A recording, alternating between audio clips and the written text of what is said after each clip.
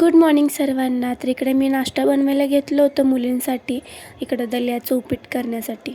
उपीट पण माझं बनवून झालं होतं, मस्त असं शिजलं होतं आणि लगेचच इकडं ताट तयार केलं.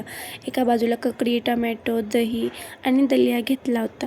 मस्त असा नाश्ता केला आणि मुलींना झोपून टाकलं आणि त्यांचे पप्पा पण झोपले होते. आणि इकडं बघा दोघींचं हट्ट चाललं होतं की माझ्याच मांडीवर झोपायचं. मग शेवटी झोपल्या दोघीही.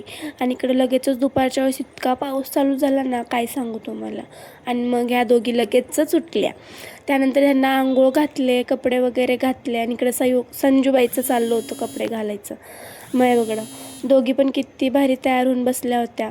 लगेचच दोघींची मस्ती. आज तर इतकी मस्ती केली ना दोघींनी, बाप रे बाप. इकडं बघा माग घेण्यासाठी पप्पाच्या अंगावरती डायरेक्ट बसली. एकदा इतकं प्रेम करतात दोघी बहिणी की काय सांगू ना. इकडे बघा लगेचच भांडण चालू झालं. विश्वास बसत नाही ना डोळ्यावरती. पण हां, खूप भांडण करतात ह्या दोघी पण.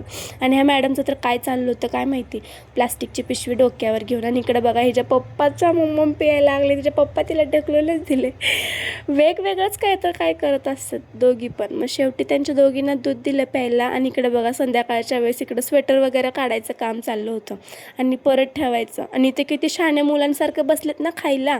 हे फक्त 5 मिनिटाचंच आहे, तुम्हाला दिसत असेल. आणि इकडे लगेचच आल्या दोघी पण. मी इकडे यांना खाऊ घालायची. तर बघा माझी किती धावपळ चालू असते. आता तुम्हाला वाटेल की मुली सगळं जेवण संपवतील.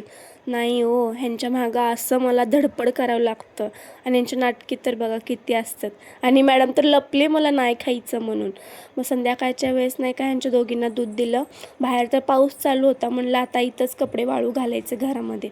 मग पटपट असे मी कपडे वाळू घेतले. तुमच्या घरी पण असंच लहान मुलांची मस्ती असते का? कमेंटमध्ये नक्की सांगा. तर भेटू नेक्स्ट ब्लॉगमध्ये. बाय.